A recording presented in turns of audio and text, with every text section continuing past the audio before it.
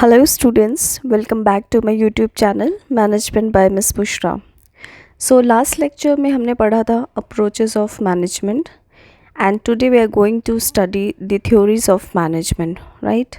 So जब भी हम theories of management की बात करते हैं तो सबसे पहले theories को हम 3 parts में classify कर सकते हैं: classical theories, neo classical theories and modern theories. Classical theories के अंदर हमारे आपकी साइंटिफिक मैनेजमेंट थ्योरी आती है, एडमिनिस्ट्रेटिव मैनेजमेंट थ्योरी आती है, ब्यूरोक्रेटिक मैनेजमेंट थ्योरी आती है. Whereas when we talk of new classical theories, it comprises of the very famous Hawthorne experiment, behavioral management theories, etc. When we talk of modern theories, it consists of the approaches which we have already studied in the last lecture, that is system approach, quantitative approach, behavioral approach and contingency approach. So without much delay, let's quickly start with the theories. Right, तो सबसे पहले आज हम पढ़ेंगे classical. Classical theory में जो सबसे important और मोस्ट पॉपुलर थ्योरी है that is scientific management theory, right. तो सबसे पहले आपको पता होना चाहिए who is known as the father of scientific management. F.W. Taylor, उनका पूरा नाम है Frederick Winslow Taylor, right. So Frederick Winslow Taylor is known as the father of scientific management. He was a person who was actually responsible in propounding this theory, scientific management theory, right. तो इसमें हम जो ये experiment आपका काफ़ी बड़ा experiment है, इसमें हम जो मेन चीज़ें हैं उसको हम पढ़ेंगे. तो first of all there are principles of scientific management, right. तो बेसिकली F.W. टेलर ने बहुत सारी ऑर्गेनाइजेशंस में काम किया था, बहुत सारी कंपनीज़ में काम किया था और हर जगह उन्होंने देखा कि there was no proper system of working, right. जिसकी वजह से बहुत सारे जो वर्कर्स हैं या ऑर्गेनाइजेशन में जो प्रोडक्टिविटी है वो सही नहीं हो पा रही है, because there is no proper system, there is no scientific method used.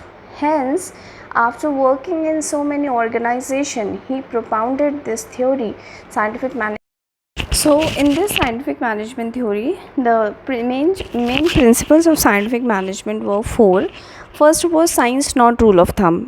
इस प्रिंसिपल में बेसिकली टेलर एम्फोसाइज कि आप जो हर काम में हिट एंड ट्रायल मेथड नहीं लगा सकते. What was happening, what he observed was that कि ऑर्गेनाइजेशन में लोग जो काम कर रहे थे वो simple hit and trial method पे कर रहे थे.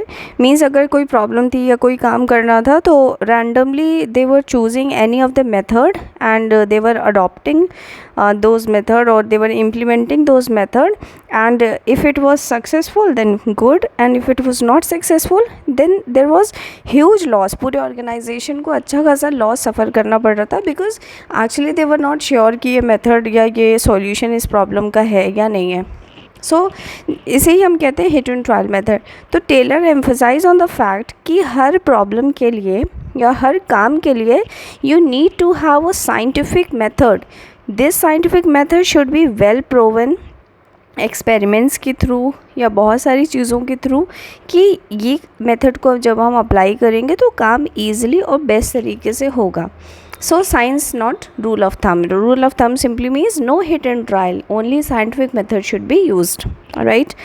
Next is harmony not discord. So Taylor focused on the fact कि organization में अगर आपको सही से काम चाहिए, अगर आपको आउटपुट और प्रोडक्टिविटी अच्छी चाहिए, तो कोई भी डिस्कॉर्ड या कॉन्फ्लिक्ट का कोई भी स्कोप नहीं होना चाहिए, right. There has to be harmony, there has to be peaceful environment in the organisation. Next is cooperation not individualism. तो कोऑपरेशन नॉट इंडिविजुअलिज्म का सिंपल सा मतलब भी कोई कोऑपरेशन होना चाहिए ऑर्गेनाइजेशन में. यूनिटी एंड टीम वर्क को एम्फेसिस दी जानी चाहिए, फोकस दिया जाना चाहिए. It should be on priority list, because अगर हम कोऑपरेट करेंगे, टीम वर्क होगा तो ऑर्गेनाइजेशन में प्रोडक्टिविटी एंड आउटपुट ज़्यादा अच्छा निकल के आएगा rather than individualism. As in case of synergy we say that 2 + 2 = 4. No, 2 + 2 = 5. Because अगर हम इंडिविजुअल लेवल पे काम करें, भले ही कितना भी अच्छा काम करें, उसका एफर्ट, उसका result. On the other hand जो हमारा ग्रुप में अगर हम काम करेंगे तो उसका जो रिज़ल्ट है that will be much different.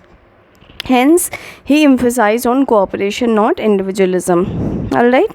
Next is development of each and every person to his or her greatest efficiency and prosperity. Simply he mean that कि जो ऑर्गेनाइजेशन में अगर हमारे एम्प्लॉयज़ और वर्कर्स हमारे साथ जुड़े हैं तो उनके डेवलपमेंट के लिए हमें फोकस करना चाहिए, बिकॉज़ वो हमारे साथ जुड़े हैं तो ये हमारी रिस्पॉन्सिबिलिटी बनती है that we need to develop them, we need to grow them, we need to give different opportunities where they can develop themselves, जिससे कि वो अपनी फुल एफिशिएंसी और प्रॉस्पेरिटी के साथ काम कर पाएँ और ख़ुद को डेवलप कर पाएँ. Right. So these were the main principles of scientific management. Apart from these principles, Taylor also gave various techniques of scientific management. All right. So the first technique is functional foremanship. Now, functional foremanship. See foreman क्या होता है? Foreman एक ऐसा person होता है who is just like a leader who has got the task of supervising things. Right. तो function foremanship की जब हम बात करते हैं तो उसके अंदर दो चीज़ें आती हैं, आपको पता होना चाहिए. प्लानिंग इंचार्ज और production in charge. This is very very important for net point of view. Management से अगर क्वेश्चन आते हैं तो डेप्थ क्वेश्चन आते हैं. You should know each and every minute details. Right. तो फंक्शनल फोरमैनशिप के अंदर दो चीज़ें आती है, planning incharge and production incharge. Planning incharge की जब हम बात करें, as the name suggest, planning is somewhere related to, we are planning things, we are not actually working और implementing, rather we are just planning the things. All right. तो planning incharge में हम basically policies बनाएंगे, formulate करेंगे, strategies बनाएंगे, procedures क्या होगा activities का, ये सारी चीज़ें हम प्लानिंग इंचार्ज के अंदर करेंगे. तो प्लानिंग इंचार्ज के अंदर अगेन डिफरेंट चीज़ें आती हैं, लाइक प्लानिंग इंचार्ज में आपका इंस्ट्रक्शन कार्ड क्लर्क आ जाएगा, ड्यूटी क्लर्क आ जाएगा, टाइम एंड कॉस्ट क्लर्क आएगा एंड डिसिप्लिनरियन आएगा. Instruction card clerk means as a person जो बेसिकली रिस्पॉन्सिबल है इंस्ट्रक्शंस देने के लिए कि काम को कैसे करना है, उसकी ये इंस्ट्रक्शंस देगा. राइट. देन उसके बाद हमारा रूट क्लर्क आता है. रूट नाम से पता चल रहा है रास्ता, पाथ. तो basically he will decide what all step has to be taken, how a task has to be performed. Means कहने का कि अगर कोई भी टास्क को परफॉर्म करना है तो उसका रूट, उसका रास्ता, उसका पाथ क्या होगा. Time and cost clerk. Time and cost clerk ये इंश्योर करता है कि कोई भी काम को करने के लिए एक नॉर्मल, एक स्टैंडर्डाइज टाइम क्या सेट करना है और उस काम को करने के लिए कितनी क्या कॉस्ट लगेगी. राइट. एंड डिसिप्लिनरियन इंश्योर करता है कि हमारे ऑर्गेनाइजेशन में जो काम हो रहा है वो फुल डिसिप्लिन के साथ हो, because if there is no discipline the output can not be achieved. Right. So these were the things under planning in charge. इसके बाद आपका आता है production in charge. So production in charge basically responsible है काम को इम्प्लीमेंट करने में प्रोडक्शन से related. He just takes care of all the operational and production activities. All right. So production in charge में आपका फर्स्ट ऑफ ऑल आ जाएगा स्पीड बॉस, जो कि इंश्योर करता है कि कोई भी काम की स्पीड क्या है, कितनी तेज़ी से काम हो रहा है, कि वेदर इस स्पीड, जो भी स्टैंडर्ड एक स्पीड होनी चाहिए काम की, एटलीस्ट उस स्पीड से हमारे वर्कर्स काम कर रहे हैं कि नहीं कर रहे हैं, वो फिर टोकेगा कि आप अपनी स्पीड बढ़ाइए, बिकॉज़ इस टाइम तक हमें आउटपुट या फाइनल आउटपुट हमें चाहिए. राइट. तो बेसिकली एक तरीके से is responsible for getting the work done on time. All right. So next is gang boss. तो गैंग बॉस बेसिकली वो पर्सन है जो देखता है कि सारे machines, tools, equipments right time पे अवेलेबल है कि नहीं है, बिकॉज़ अगर वहाँ पे भी थोड़ा सा भी डिले होता है तो पूरा हमारा प्रोडक्शन सफ़र करेगा. Right. Then we have repair boss. तो रिपेयर बॉस जस्ट इंश्योर करता है कि आपकी जितने भी रिपेयर्स होने हैं मशीन्स में, एक्सेसरीज़ में, टूल्स एंड मशीनरी जो भी यूज़ हो रही है उसकी रिपेयर है, सही है कि नहीं है, तो उसकी रिपेयरिंग का काम देखता है आपका रिपेयर बॉस. राइट. देन उसके बाद आपका आता है इंस्पेक्टर. इंस्पेक्टर इंश्योर करता है कि जो भी काम, जो भी प्रोडक्शन आपका हो रहा है उसकी एक स्टैंडर्डाइज क्वालिटी मेंटेन हो रही है कि नहीं हो रही है, एंड फाइनली जो हमारा आउटपुट निकल रहा है वो एक स्टैंडर्ड के अकॉर्डिंगली बन रहा है कि नहीं बन रहा है, और जो भी डिफेक्टिव आइटम्स हैं उनको वो चेक करने के बाद रिजेक्ट कर देगा और वहीं पे वो इंश्योर करेगा कि आगे से ऐसी गलतियां ना हो. right? So he is inspector. All right.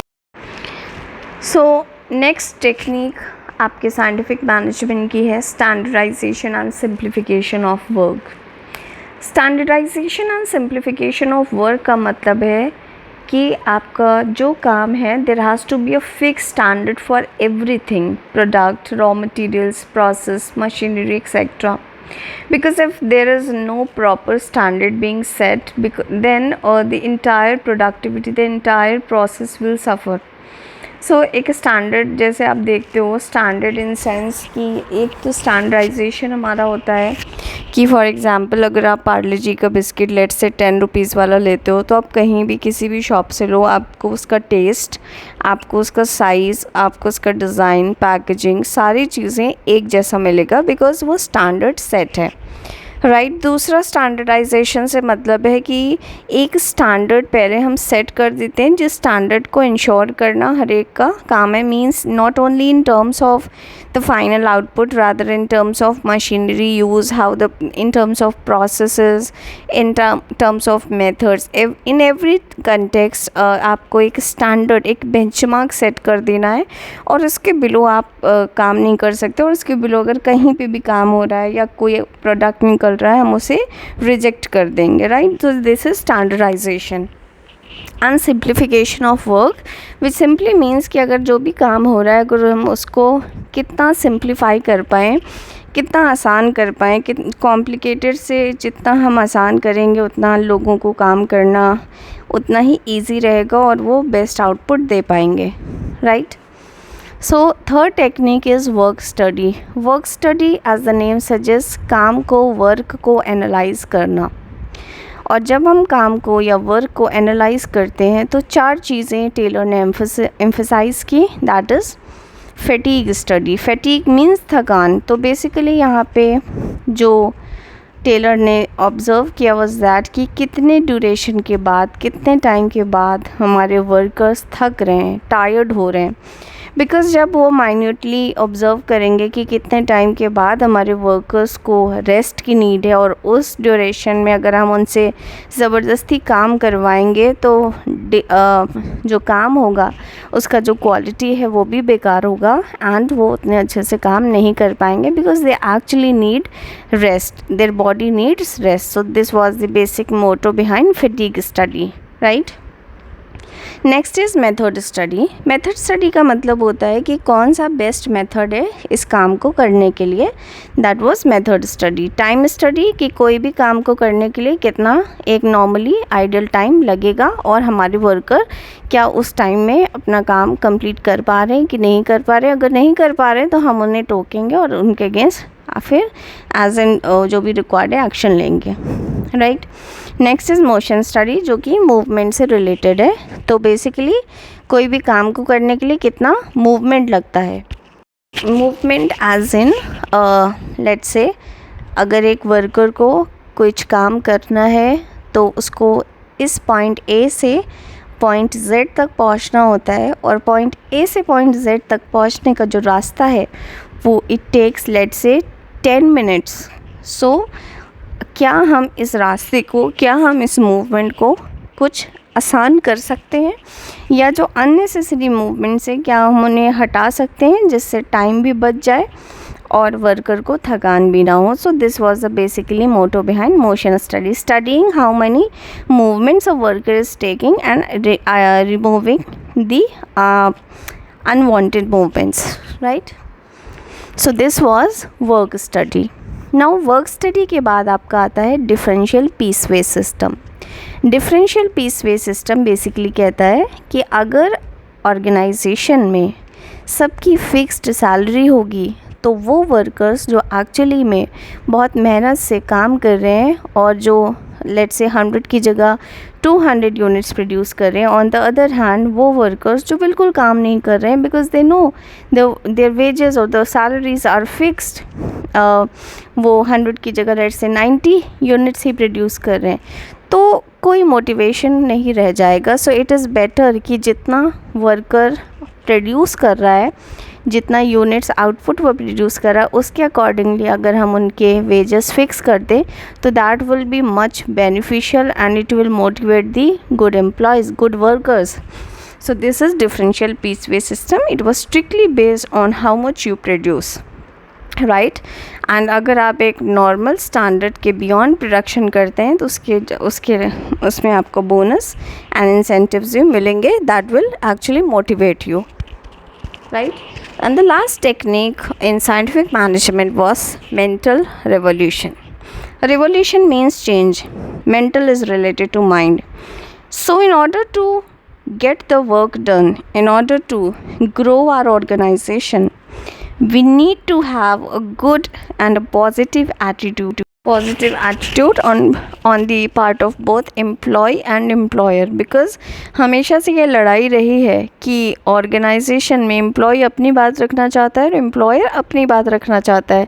But अगर अच्छी चीज़ हो जाए, अगर एम्प्लॉयर दोनों ही कॉमन ग्राउंड पे रहे, because they both of them need to change the perception, the attitude, and this will actually lead to very good working environment and increase the productivity of the organization, right?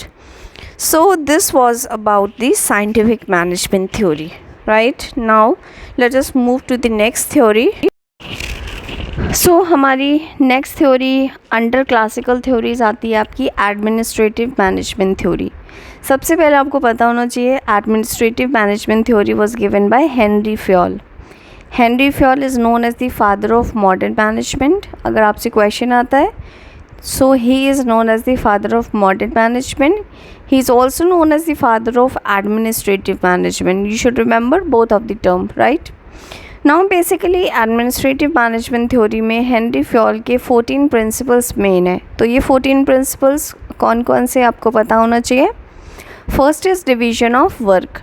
Division of work में basically Fayol कहना चाह रहे हैं कि अगर आप काम को, ऑर्गेनाइजेशन में जो काम है उनको properly according to the skill set, according to the knowledge, experience, qualification, everything, सारी चीज़ों को कंसीडर करते हो अगर आप काम को बांट दें लोगों में तो that will be much beneficial for the organisation, right? Second is authority and responsibility. There has to be a balance between both authority and responsibility. Authority, responsibility and accountability की short video I have already discussed on my YouTube channel. If you have any sort of confusion, please go and watch it. Authority एक official designation जो कि हम किसी को देते हैं, जो इसके साथ साथ उसको काम करने की रिस्पॉन्सिबिलिटी के साथ साथ उसके पास एक ऑफिशियल पावर, स्टेटस और डेजिग्नेशन भी वो एंजॉय करने लगता है. तो अगर हम किसी को अथॉरिटी दे दें और वो उसके लायक नहीं है तो he will misuse his authority. Similarly अगर हम कोई बहुत अच्छा काम करता है और उसको बार बार रिस्पॉन्सिबिलिटी देते जाएं तो भी वो एक पॉइंट के बाद डिमोटिवेट हो जाएगा. तो ऑर्गेनाइजेशन में अथॉरिटी और रिस्पॉन्सिबिलिटी का एक क्लियर बैलेंस होना ज़रूरी है, right? Third is discipline. In any organisation there has to be a proper discipline maintained inside, तभी लोग सही से काम करेंगे, right? Unity of command. Unity of command का मतलब है कि जहाँ से भी हमें कमांड आ रही है this command should come from one boss. If आपको बहुत सारे लोगों से डिफरेंट ऑर्डर्स मिल रहे हैं, कमांड मिल रहे हैं, तो आप खुद कंफ्यूज हो जाएंगे कि हम किसकी सुने. So a clear there has to be one boss who is actually responsible और लाइबल टू गिव कमांड और ऑर्डर्स और instructions, right? Unity of direction. Organisation में जो भी काम हो रहा है उसका अल्टीमेट जो डायरेक्शन है वो it should be towards the achievement of the organisational goals. अगर हम जो भी काम करें अगर हमें यही नहीं पता है कि ये this will lead ultimately to where, तो देन हम सही से या राइट तरीके से वो काम नहीं कर पाएंगे, right? Next is subordination of individual interest to general interest. Means हर ऑर्गेनाइजेशन में लोगों के अपने खुद के गोल्स, इंटरेस्ट होते हैं, बट अगर हम सबके इंडिविजुअल इंटरेस्ट पे ध्यान देने लग जाएं तो फिर ऑर्गेनाइजेशन के इंटरेस्ट का क्या होगा. So we have to make sure कि इंडिविजुअल इंटरेस्ट को एक तरीके से एलिमिनेट करके या इस तरीके से उसका बैलेंस बनाएं कि it should actually focus on the general interest. We should not pay focus only on individual things, rather general interest सबको साथ लेके चलना और अल्टीमेटली ऑर्गेनाइजेशन के गोल्स, तो सबको ऑर्गेनाइजेशन में सबको एक साथ लेके चलना, that is what is subordination of individual interest to general interest. So the next is remuneration, means right salary, right pay structure, right remuneration has to be paid. Next is centralisation. So centralisation and decentralisation means जैसा भी organisation है वहाँ पे अगर centralised है तो top authority से right kind of rules आ रहा है, डिसेंट्रलाइज है चीज़ें तो वहाँ पे उसी के अकॉर्डिंगली काम हो रहा है. Scalar chain means simply how the information flows from top to bottom, that is scalar chain. Order means सारी चीज़ें एक सिस्टमैटिक ऑर्डर में ऑर्गेनाइजेशन में होनी चाहिए, एक सिस्टम होना चाहिए. Equity means equality. There has to be a proper equality amongst all the people, all the members of the organization. Stability of tenure means it is related to job security कि जो भी लोग हमारे organisation में साथ जुड़े हैं उनकी एक स्टेबिलिटी, एक टर्म पीरियड, हमें जितने लोग पुराने होंगे उतना ही ऑर्गेनाइजेशन के लिए अच्छा है. इनिशिएटिव मीन्स लोगों को मोटिवेट करना चाहिए ऑर्गेनाइजेशन में कि वो चीज़ों को लेके, आइडियाज़ को लेके आगे आए, इनिशिएटिव लें. There has to be an atmosphere where everyone is encouraged to take different initiatives and they should be encouraged and motivated also. And last principle is Aspirate Deo Corps, which simply means unity is strength. United we stand, divided we fall. So organization में unity, teamwork पे काफ़ी emphasis होना चाहिए. So these were the principles or of the given as per FUEL, right? You all should remember this. Now, so after FUEL theory, we have third one is bureaucratic management theory. So basically आपको पता होना चाहिए bureaucratic management theory was given by max वीबर. And bureaucracy या bureaucratic management का simple सा मतलब होता है कि ऐसा ऑर्गेनाइजेशन जहाँ पे बहुत ही स्ट्रिक्ट एटमॉस्फेयर है, जहाँ पे जो वर्किंग एटमॉस्फेयर है it is actually full of very hard and fast rules and regulations, too much of strictness, too much of professionalism. And ज़रा भी अगर हम अनप्रोफेशनल बिहेव करते हैं या रूल को ब्रेक करते हैं there is lot of severe punishment or penalty. So such a management is known as bureaucratic management. So Weber emphasized that in an organization, if we want a smooth and good working, then there has to be a bureaucracy inside the organization, right? Neoclassical theories basically deals with human factor, and you have to remember one name. Alfred Marshall was the first one to propound this neoclassical approach. Whereas जब हम new classical theory की बात करते हैं तो George Elton Mayo was consider to be the founder of new classical theory. तो जब भी आपसे क्वेश्चन में पूछा जाए न्यू क्लासिकल अप्रोच से रिलेटेड तो उसके लिए रिस्पॉन्सिबल है अल्फ्रेड मार्शल. एंड जब भी आपसे न्यू क्लासिकल थ्योरी के लिए पूछा जाए तो George Elton Mayo is responsible, right? तो हमारी न्यू क्लासिकल थ्योरीज़ में सब दो इम्पॉर्टेंट चीज़ें आती है. One is Hawthorne experiments and the second was behavioural movement. तो Hawthorne experiment is very very important. तो Hawthorne experiment firstly it was conducted at Western Electric Company Chicago and George Elton Mayo was a person who was mainly responsible और who was behind this Hawthorne experiment, right? तो इस experiment में 4 experiment basically इसके under किए गए. The first one was illumination experiment. तो illumination experiment में क्या किया गया कि ऑर्गेनाइजेशन में 2 सेट ऑफ ग्रुप्स को चूज़ किया गया, 1 experimental group and 1 control group. As you all know that जब भी हम कोई रिसर्च कंडक्ट करते हैं तो एक्सपेरिमेंटल ग्रुप में हम चेंजेस करते हैं एंड जो हमारा कंट्रोल ग्रुप होता है उसमें उसको हम कांस्टेंट या सेम सिचुएशन और कंडीशन दे के उसको भी हम ऑब्जर्व करते हैं, राइट? तो same case was in case of illumination experiment. In case of illumination experiment, this experimental group and control group was chosen. And illumination और lighting को हम कम ज़्यादा कर रहे थे. तो सबसे पहले हमने क्या ऑब्ज़र्व किया was that कि जब हमने लाइटिंग को बढ़ाया तो प्रोडक्टिविटी हमारी बढ़ी दोनों ही ग्रुप में. बट लेटर ऑन जब हमने इल्यूमिनेशन को, लाइटिंग को कम किया तो भी हमारी प्रोडक्टिविटी बढ़ रही थी.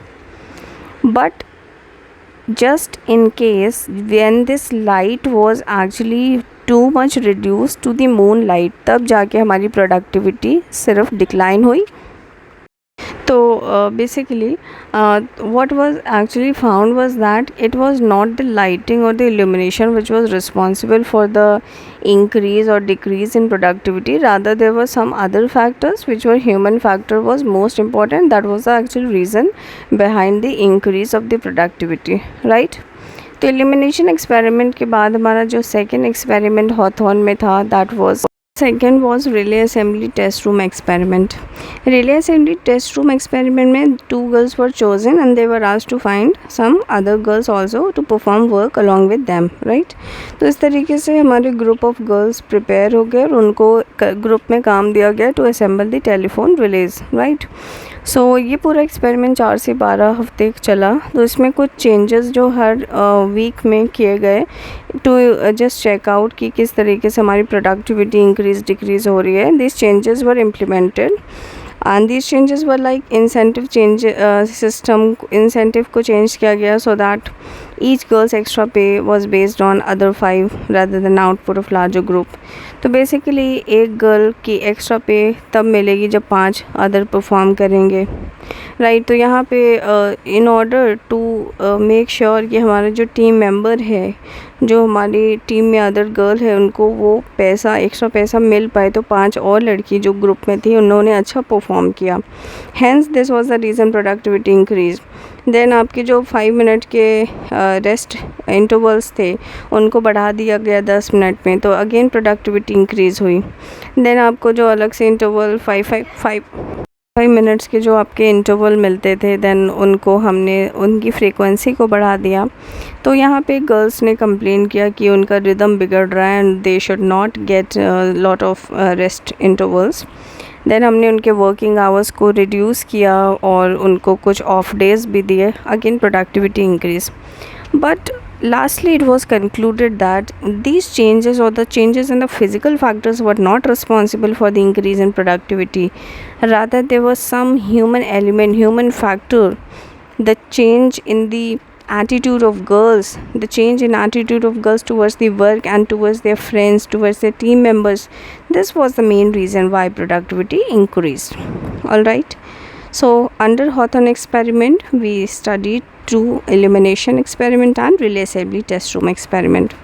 So the next one is mass interviewing program. Mass interviewing programme में बेसिकली बल्क में नियरली 20,000 लोगों का इंटरव्यू किया गया to find out the attitude of them towards their organisation, what they like, what they dislike about the company, the leader, the boss, the supervision, the employer, their attitude towards the management, their attitude towards different organisational policies about the insurance plans etcetera, so that people could get a valuable insight of what is going on in the head of various employees.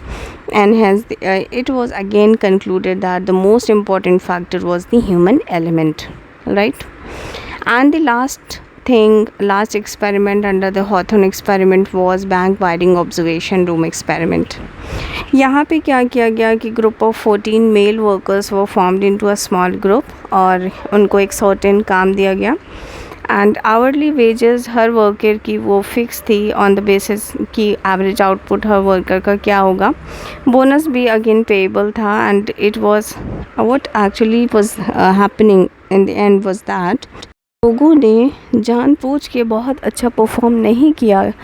उसके कुछ reason क्या थे. एक तो fair of unemployment, because जो less performing workers होंगे वो identify हो जाएंगे और उनकी जॉब जा सकती है. तो जानबूझ के लोगों ने अपनी 100% एफिशिएंसी ना देके कम slowly they perform the work, right. Fear of unemployment.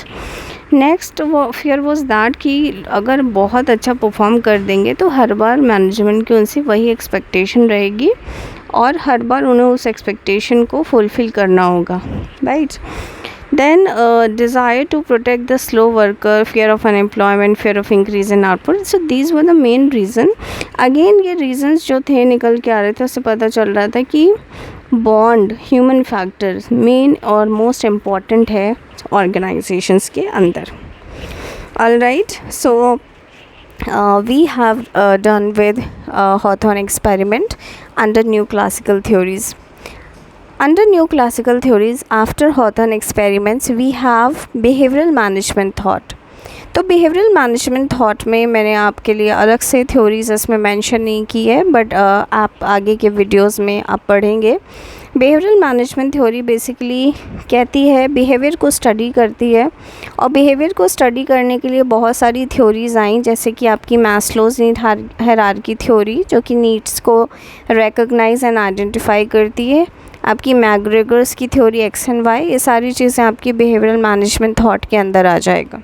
All right, and in the starting of this lecture I discussed that there are three categories: classical theories, new classical theories and modern theories.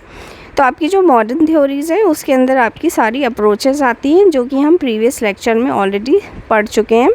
These approaches व behavioural approach, quantitative approach, system approach and contingency approach, which we have already discussed in previous lecture, right? So that's all for today's lecture. We have completed all the theories of management, and अगर आपको कोई भी doubt है तो please post it और right it in the comment section. Please motivate me. अगर आप चाहते हो कि ऐसी वीडियोस आगे भी बनाती रहूँ, so please just like, share and subscribe to my channel. Thank you so much.